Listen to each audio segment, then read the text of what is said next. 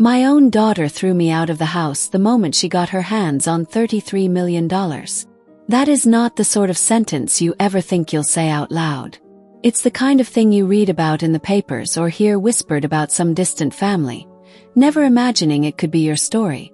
Yet there I was, standing on the cracked front steps of the home I had built, suitcase in one hand, dignity in the other, as my only child told me there was no longer a place for me in her world. Money changes people. I had always known that in theory, but when it came for us, it didn't come like a gentle tide. It hit like a storm that split the family tree right down the middle. The day everything changed. I raised my daughter, Amelia, alone.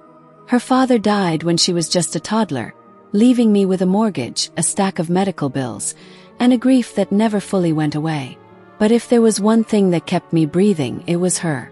Amelia was my reason for getting up in the morning, my reason for working 2 jobs, my reason for staying strong when I wanted to collapse. I promised myself I would give her a better life than the one I had. And I did. Or at least I thought I did. The inheritance came from my late brother, a man Amelia barely knew. He was eccentric, brilliant, and distant. We didn't see him much. He had no wife, no children, no real ties to the world except his work in real estate and investments. When he died unexpectedly, no one in the family thought much about what he would leave behind. But his lawyer called us one gray Monday morning and told us Amelia was the sole heir of his estate.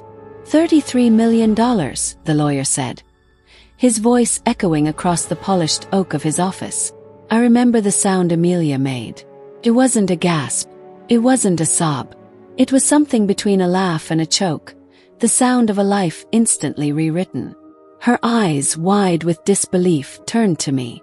For one fleeting second, I saw my little girl again, the one who used to clutch my hand at the grocery store, the one who cried when I couldn't afford new shoes, the one who swore she'd take care of me when I was old.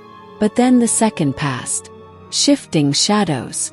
In the days that followed, Amelia was different. At first, she clung to me, overwhelmed, asking what she should do with the money, if I thought she was ready, if I believed she could handle such responsibility. And I, foolishly, reassured her. I told her money didn't change who we were. That no matter what, we were family first. I wanted to believe it. I needed to believe it. But soon her phone never stopped buzzing. Financial advisors, lawyers, friends from college she hadn't spoken to in years. They all came circling like vultures around fresh carrion. Suddenly, Amelia had dinner reservations at places we'd never dreamed of affording. She bought designer dresses that arrived at our old modest house in crisp white boxes. And she began to speak differently. Sharper, quicker, like someone who wanted to prove she belonged in a world of people who had always looked down on us. Then came the night that broke me. The betrayal. It was a Friday evening. The house smelled of roast chicken, a recipe I had made for her since childhood. I set the table, placed the plates carefully, and waited for her to come home. She swept in 2 hours late, cheeks flushed, lips painted in a shade of red I'd never seen her wear before. Behind her came a tall man in an expensive suit. "Mom," she said casually, as if she'd told me 100 times. "This is Nathan. He's helping me manage some of my investments." Nathan shook my hand with the practiced grip of a man who had no interest in the person he was greeting. His eyes darted around the house, lingering on the old furniture, the faded curtains, the photographs of Amelia as a little girl. I felt in that moment like prey being surveyed. We ate in strained politeness, Nathan speaking in jargon about diversification and portfolios while Amelia nodded eagerly, barely touching her food. I tried to smile, to be welcoming, but my chest was tight. Something about the way he looked at her, at us, made me shiver. After dinner, as I cleared the dishes, Amelia came into the kitchen. Her voice was low but firm. "Mom," she said, "Nathan and I were talking. It's probably time I start living on my own. You know, in a place that fits my life now." The words hit like a slap. "Fits your life now," I repeated, staring at the soapy water in the sink. "Yes," she said quickly, avoiding my eyes. "I mean, you've done so much for me, but I can't keep living like this. I have to move forward." And honestly, she hesitated, then forced the words out like a knife twisting. It would be better if you found your own place too. I turned to her, heart pounding. You're telling me to leave? From the house I worked myself to the bone to give you. After everything. Her eyes flickered, but she didn't back down. It's not personal. I need space. I need independence. You'll be fine. I wanted to scream. I wanted to shake her and ask what monster had whispered in her ear. What poison had turned her heart against me. But I didn't. I just stood there, dish towel in my hand, staring at the daughter I had given my life for, and realizing she was no longer mine. Out in the cold. 2 days later, my suitcase was packed. Amelia gave me an envelope with some cash, as if I were a tenant moving out rather than her mother. Nathan stood behind her, hand on her shoulder, his eyes hard and cold. Take care, Mom, she said flatly, her voice clipped and final. And just like that, I was on the porch, the door shutting behind me. I sat on the steps for a long time, staring at the garden I had planted, the rose bush my husband and I had bought together before he died. My chest ached with something deeper than grief. It was the hollow ache of betrayal, of being cast aside by the very person you had lived for. I found a small room to rent at the edge of town. It smelled of mildew, the mattress sagged, and the single window looked out onto an alley. But it was mine. And in that silence, for the first time in decades, I cried like a child. The hook. 3 days later, the phone rang. It was Amelia. Her voice was broken, frantic, stripped of all the pride she had wielded like a weapon. Mom, she sobbed, please. Please, you have to help me. It's all falling apart. I gripped the receiver, my heart racing. What could have possibly happened in 3 days to turn her world upside down? That was the moment I realized. $33 million doesn't just change lives. It destroys them. And this was only the beginning. When Amelia's voice cracked through the receiver that night, I nearly dropped the phone.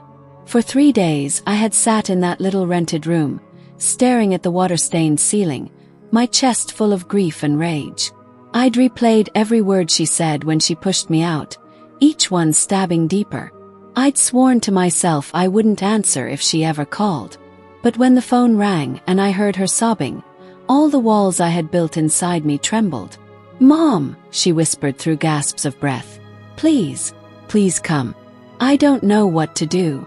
I wanted to slam the phone down. I wanted to tell her she had made her choice. But the mother in me, the part that had fed her when I had nothing, that had sat by her bed when she was sick, that had walked miles so she wouldn't go hungry, that part answered before the hurt could stop it. Where are you? I asked, my voice sharper than I intended. She gave me an address. It was across town, in a neighborhood I had only ever driven past, the kind of place where houses looked like palaces, gates guarded every driveway, and cars gleamed under manicured trees. I hung up, grabbed my coat, and left. The mansion. When I arrived, I almost didn't recognize my daughter's life.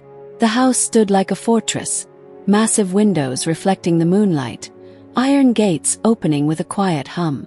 But the moment I stepped inside, I saw the truth. Money had bought her walls and chandeliers, but it hadn't bought her peace. Amelia sat on the marble staircase, her face streaked with tears, her expensive silk dress wrinkled. Her hair, usually styled to perfection since the inheritance, clung to her cheeks in damp strands. Mom, she said, her voice breaking. She stood up and threw herself into my arms. For a moment, she was my little girl again, trembling in my embrace. What happened? I asked, though dread already clawed at me. She pulled back, wiping her eyes. Nathan. He's gone. The money. Some of it, it's gone too. The words hit me like a stone. Cracks appear. Over cups of untouched tea. Amelia poured it all out. Nathan, the man who had slithered into her life with polished shoes and smooth words, had been more than a financial advisor. He had been manipulating her from the start. He said he loved me, she whispered, her hands shaking. He said he'd protect me, that he'd make sure no one could take advantage of me. But Mom, her eyes filled again. He was the one stealing from me. He convinced me to move the money into accounts I couldn't even access without him. And then last night, he disappeared. She shoved a crumpled paper toward me. It was a bank statement. Millions gone. Transferred overseas. I stared at it, my heart pounding. Amelia. Didn't you see the signs? Didn't you question him? Her voice rose, sharp and defensive. Don't you dare blame me. You don't understand what it's like to suddenly have everything and not know what to do with it. He made me feel like I belonged. Like I wasn't some charity case anymore. Her words cut, but beneath them I heard the truth. My daughter had been blinded by greed, by flattery, by the hunger to escape the life she thought was beneath her. And now she was paying the price. Old wounds, new battles. For hours we sat in that cold, glittering house. Amelia wept, cursed Nathan's name, and begged me for advice. And though my heart still ached from what she had done to me, I felt the old instinct rising again, to protect her, to fix what she had broken. But as I looked around at the marble floors, the gold fixtures, the empty echo of wealth that had no warmth, I knew this was bigger than money. This was about us. About the fracture in our bond that had begun long before Nathan appeared. I thought of the years I had scraped together rent, the times I had gone hungry so Amelia could eat, the nights I'd prayed over her while she slept. And then I thought of her cold voice telling me to leave, as if I were nothing but baggage in the new life she wanted. Why did you call me? I asked her finally, my voice quiet but firm. After everything you said, why me? She looked up at me, her face streaked with mascara. Because you're the only one I can trust. You're the only one who's ever been there for me. And I was wrong, Mom. I was so wrong. Her words should have healed me. But they didn't. They twisted like another blade. Because I knew deep down that she hadn't called out of love. She had called out of desperation. The family divide. The next morning, word spread quickly through the family. Cousins who hadn't spoken to me in years suddenly called, pretending to care, asking if it was true Amelia had lost millions. Whispers of judgment filled the air. She was too young. She wasn't ready. She squandered it. But none of them had been there when she told me to disappear. None of them had been on the porch with me that night, suitcase in hand, heartbreaking. Now, suddenly, they wanted to gawk at the wreckage. And Amelia, rather than humbling herself, grew defensive. She lashed out at them, at me, at anyone who questioned her. It's not my fault, she screamed during one of our fights. I was trying to build a better life. You never had one, and I didn't want to end up like you. The words hit me harder than any slap. That night, alone in my rented room, I wept again. Not just for the money lost or for Nathan's betrayal, but for the deeper truth. My daughter didn't just want wealth. She wanted to erase the life we had shared. She wanted to erase me. The cliffhanger. 3 days after Nathan disappeared, the door to Amelia's mansion banged open. 2 men in dark suits stood in the foyer, their expressions unreadable. One of them held a folder thick with papers. Amelia, the taller one said, his voice cold. You've been served. And unless you come up with the missing money, you'll be facing more than financial ruin. Amelia gasped, her face draining of color. She looked at me, her lips trembling. Mom, what do I do? I stood frozen, torn between the child I had raised and the woman who had betrayed me. And for the first time, I wondered if helping her would save her, or destroy me all over again. The papers the men handed over sat heavy on the marble table, their weight far more than ink and signatures. Amelia's hands shook as she flipped through them, her breath hitching on words she barely understood. Fraudulent transfers, breach of fiduciary duty, pending litigation, repayment obligations. I leaned forward, my eyes scanning the legal jargon. At the very bottom, in neat block letters, was Nathan's name. He hadn't just stolen from Amelia. He had used her as a pawn, making her the legal face of his schemes. And now, she was the one the law would come after. Amelia dropped the papers as if they burned. He set me up, Mom, she whispered, her voice breaking. He didn't just leave me. He left me holding the blame. Shock and betrayal. The days that followed were a blur of panic. Amelia called lawyers, begged advisors to return her calls, even tried to track Nathan down through mutual acquaintances. Every door slammed shut. Nathan had covered his tracks with the precision of a man who had done this before. But then came the twist none of us expected. It was on a Wednesday afternoon when a knock came at my tiny rented room. I opened the door to find a courier standing there with a sealed envelope.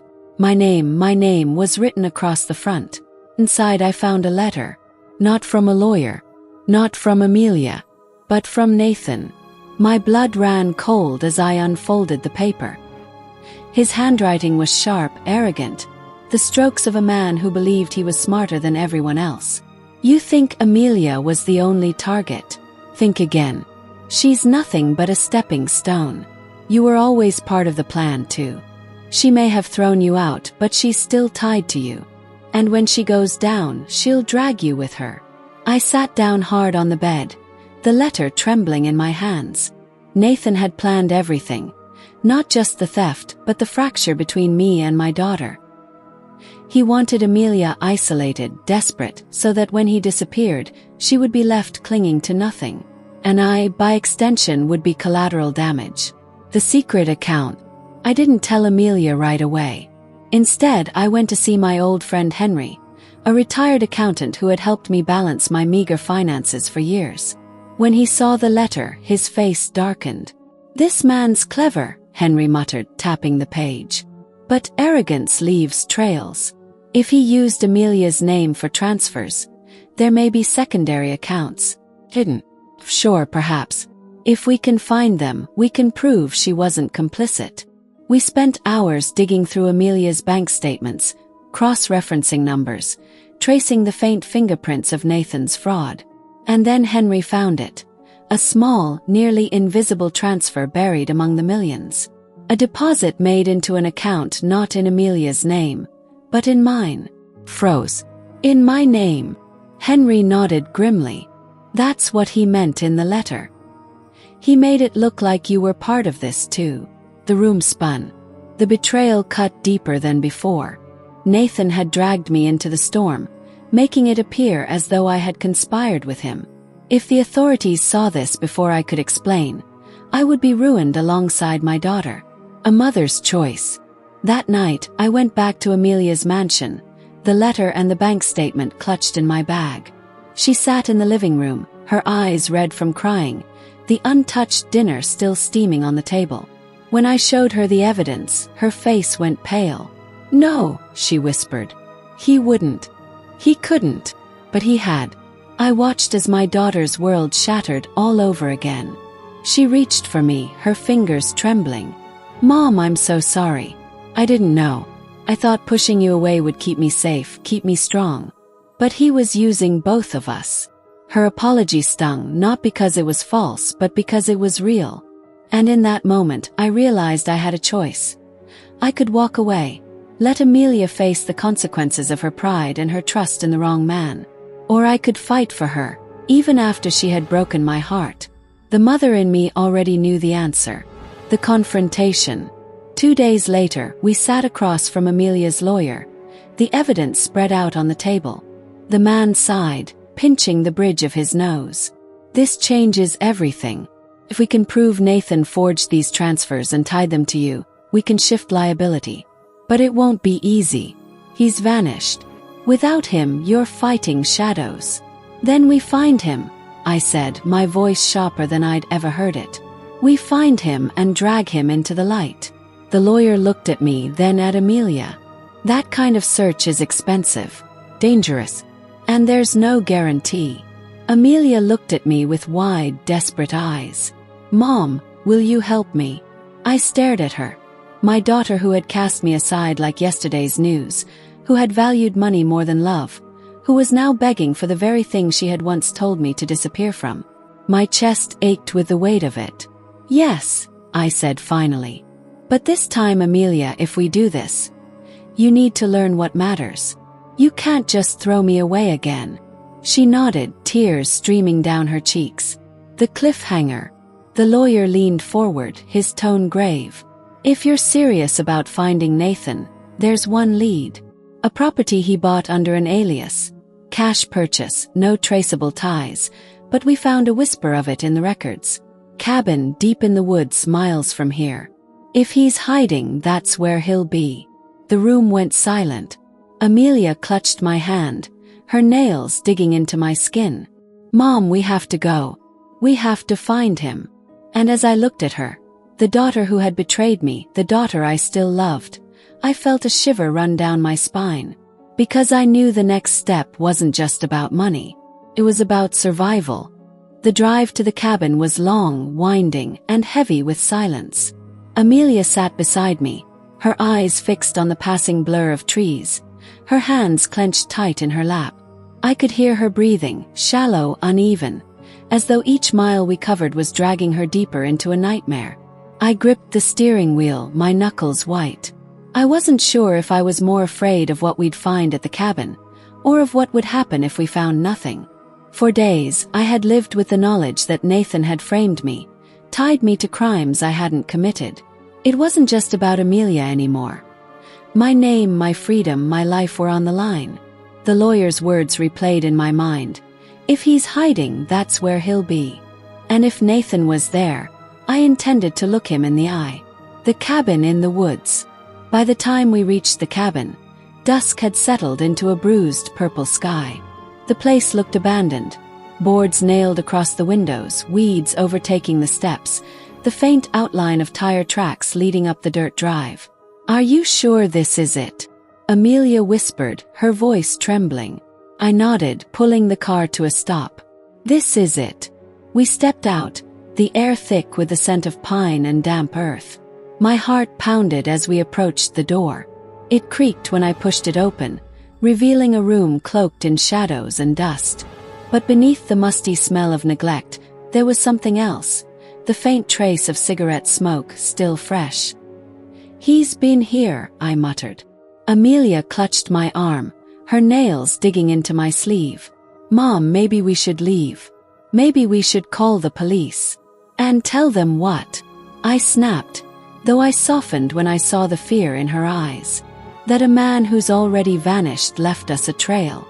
They won't move fast enough. We need proof, Amelia. Proof he set you up. Proof he set me up. Evidence. We searched the cabin with trembling hands, every creak of the floorboards making my heart race. The kitchen drawers were empty, the refrigerator unplugged. But in the back room, hidden under a loose floorboard, we found a black leather briefcase. Amelia gasped as I pried it open. Inside were documents, bank statements, fake IDs, passports under different names, even photographs of Amelia and me. My face stared back at me from one of the photos, circled in red ink with the word leverage scrawled beside it. My stomach twisted. He planned this from the beginning. Amelia covered her mouth with her hands. Oh my God! There was also a small flash drive taped to the inside of the case. Henry's words echoed in my mind. Arrogance leaves trails. Nathan, for all his cunning, couldn't resist keeping a record. We take this to the lawyer, I said firmly, slipping the drive into my pocket. This is the proof we need. But before we could leave, a noise shattered the stillness. The crunch of gravel outside. The slam of a car door. Face to face. Amelia froze. He's here, she whispered, her voice barely audible. The front door creaked open. Footsteps, slow and deliberate, crossed the floorboards. And then Nathan's voice, smooth, cold, and mocking. Well, look what the cat dragged in. He stepped into the room, his suit rumpled, his eyes sharp as ever. A cruel smile spread across his face when he saw the open briefcase. You've been busy, he said, his gaze settling on me. I should have known you'd meddle. Always playing the martyr. Always clinging to Amelia like a shadow. I stood tall, though my knees trembled. You used her. You used me. It's over, Nathan. He laughed, low and bitter. Over. Do you really think anyone will believe you? You're nothing but a desperate old woman. And Amelia. He turned to her, his voice dripping with venom. You were always so easy to manipulate. Daddy issues. A hunger to prove yourself. You gave me everything without question. Amelia flinched, tears spilling down her cheeks. You said you loved me. Nathan sneered. Love. Don't flatter yourself. You were a means to an end. The breaking point. Rage surged in me, hotter than I'd ever felt. For years I had endured hardship, loneliness, betrayal. But seeing my daughter crumpled under his words lit a fire in me I didn't know still burned. I stepped forward, my voice steady. No more. You don't get to destroy her. You don't get to destroy me. Nathan's eyes narrowed. And what are you going to do? Call the police. By the time they arrive, I'll be long gone. And you'll still be the ones holding the bag. But then Amelia did something I never expected. She straightened, her shoulders squaring, her voice trembling but strong. Not this time. I believed you once, but I'm done. You don't own me anymore. She grabbed the briefcase, clutching it to her chest. Nathan lunged forward, fury flashing in his eyes. For a moment, chaos erupted, the three of us struggling in the dimly lit cabin, papers flying, chairs toppling. And then, just as Nathan's hand closed around Amelia's wrist, headlights swept across the room. Police! A voice boomed from outside. The cliffhanger. Nathan froze, his grip loosening. Amelia stumbled back into my arms, clutching the briefcase. The door burst open, officers flooding the cabin, their flashlights cutting through the darkness. Guns raised, voices commanding.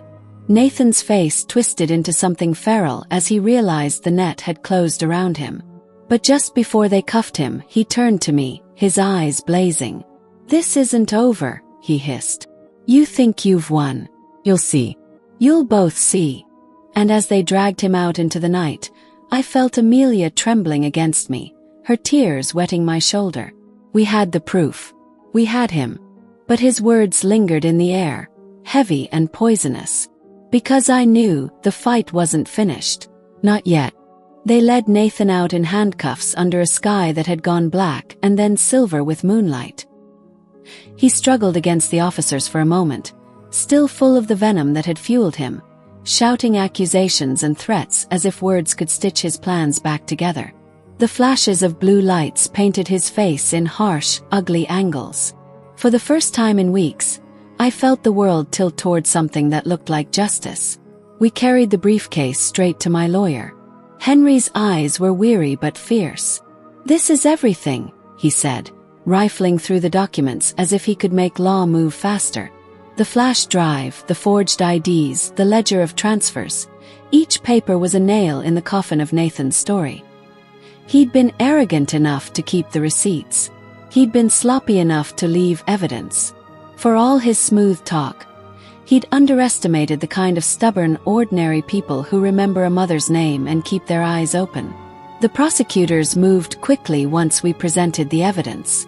There was a flurry of statements, arrests of some of Nathan's known associates, and subpoenas served to offshore accounts. The shell companies began to show their seams. It was not a single clean sweep. Fraud schemes rarely are, but it was a beginning. They brought charges not only for theft and fraud but for conspiracy and identity forgery. Each count was listed like a tally of harm done. Amelia sat through depositions with her chin lifted, pale but steady. There were moments when I watched her and saw the girl who had once been frightened of thunder, and other moments when I saw a new sort of steel. She had a way of biting back at humiliation that used to make me afraid. Now it made me proud. She apologized to everyone she needed to apologize to. Me first, in a small room with the curtains drawn tight. "Mom," she said that afternoon, hands shaking around a cup of tea. "I am so sorry. I let pride and greed blind me. I threw you away because I thought it would make me someone better. Didn't. It made me smaller." I remember feeling 30 years fold back into one single breath. All the nights I had waited up for her. All the mornings I had risen before dawn to make sure she had breakfast, all the stitches of care that had knit our life together, they were not erased by a moment of madness. I took her hands in mine and saw, not the empty arrogance that had pushed me out, but the raw, faulty heart that was hers. "Amelia," I said, my voice steady even though it shook. "You didn't make the worst choice because you wanted to be cruel. You made it because you were hungry. Hungry for status, for acceptance. That doesn't make you unforgivable. Makes you human.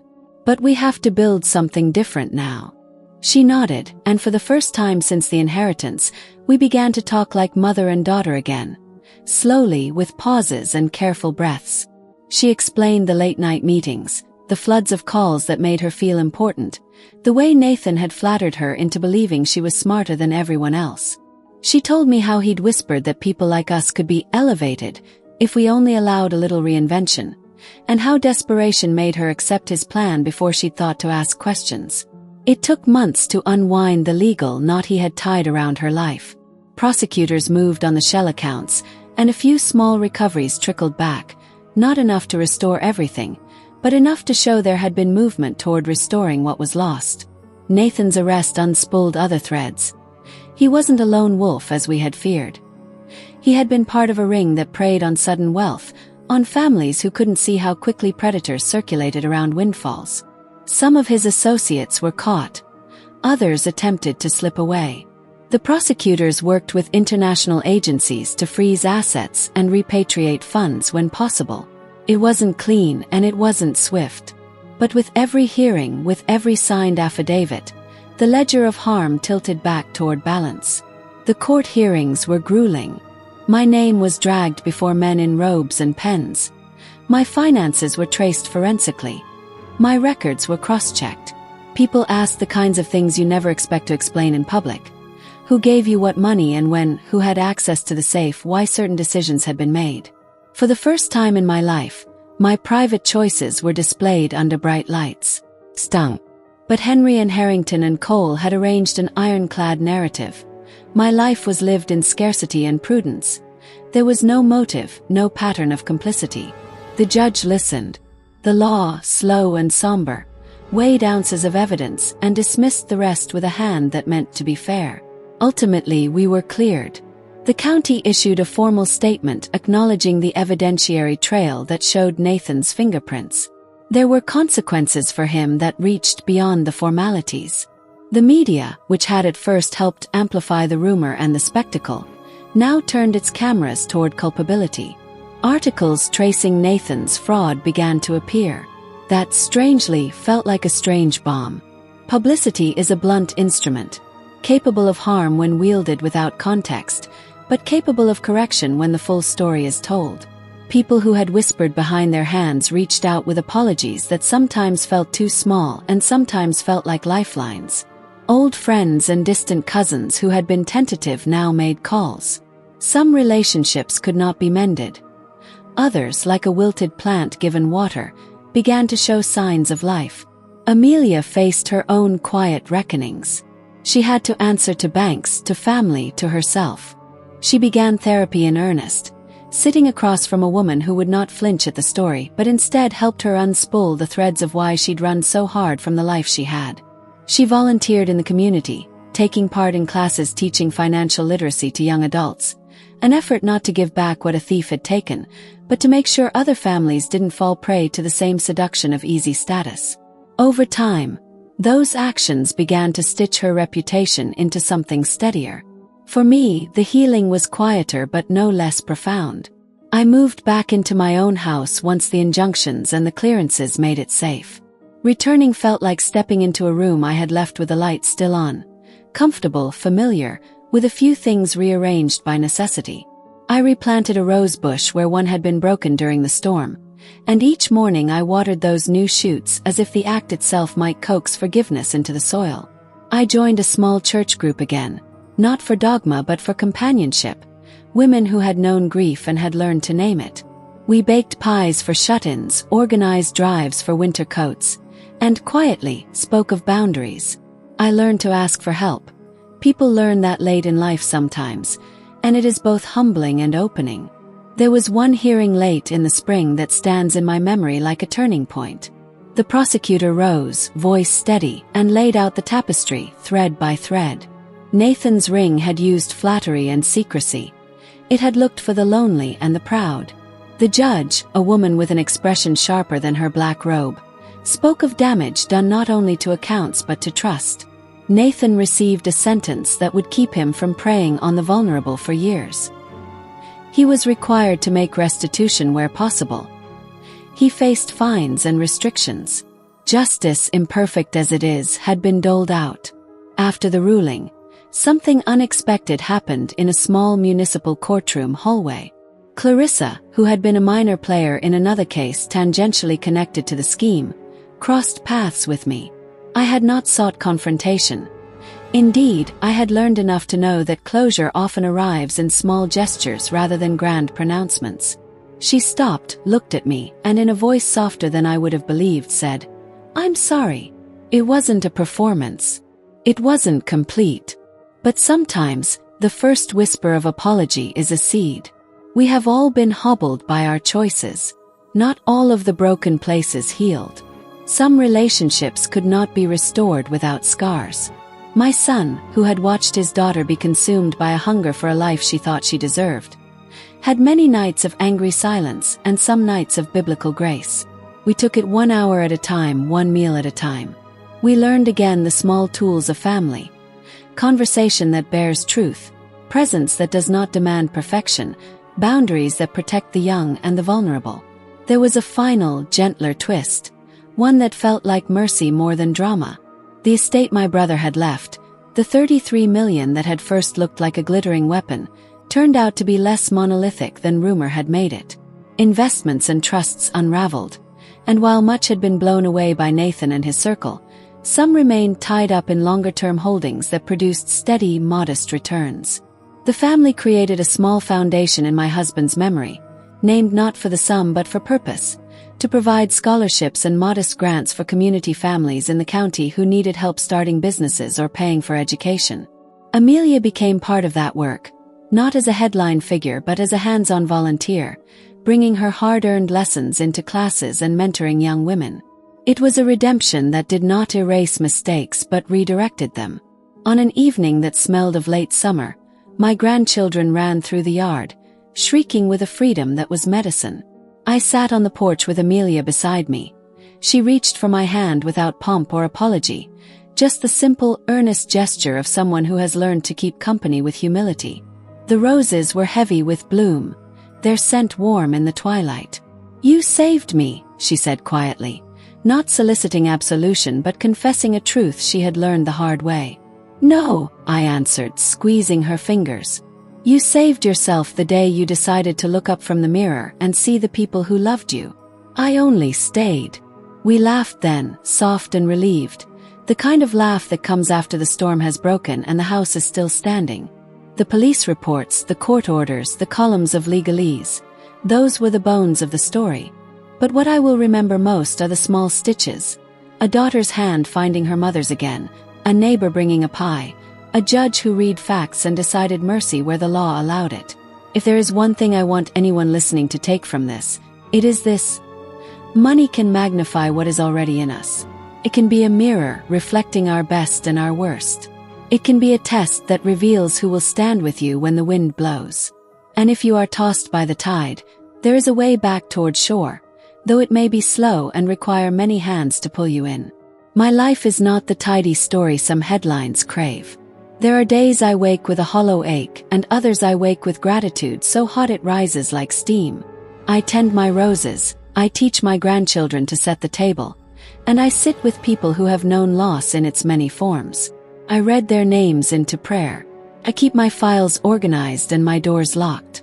I have learned to watch the people who circle and to listen for the ones who stay. Amelia and I will carry the memory of those 3 days and the months that followed forever. We will carry the shame and the lessons, the hard-won dignity and the scars that remind us of what matters. We will also carry this: when the world turns you out, when someone who should love you asks you to disappear, you do not have to vanish. You can stand. You can gather proof and witnesses and righteous anger. You can call the people who still remember your name. And one day, perhaps sooner than you imagine, you will find that truth does not always roar. Sometimes it comes back gentle like rain, and it is enough. That night, as the house cooled and the moon lifted high, Amelia tucked a blanket around her children and kissed my forehead. "Thank you," she whispered, "for not leaving. I closed my eyes, feeling the steady rise and fall of the life I had fought for. And I thought of my brother's eccentric legacy and how easily fortune can be a fracture or a gift. I thought of Nathan in a cell, of lawyers who do their jobs, of prosecutors who moved mountains of paper, and of the ordinary people who remembered a woman's name and would not let predation go unchallenged. The last line of this story is not a tidy moral. It's a living thing. Love is not always tidy, justice not always swift, forgiveness not always easy. But when truth is found and hands are joined, the pieces can be put back together. We are not the same people who began this tale. We are wiser, harder, kinder in spots where we were brittle. We are still a family, flawed, scarred, but standing. And as the roses nodded under the moon, I understood something simple and new. Sometimes the greatest inheritance is not the money left behind, but the courage to stay when you are asked to disappear.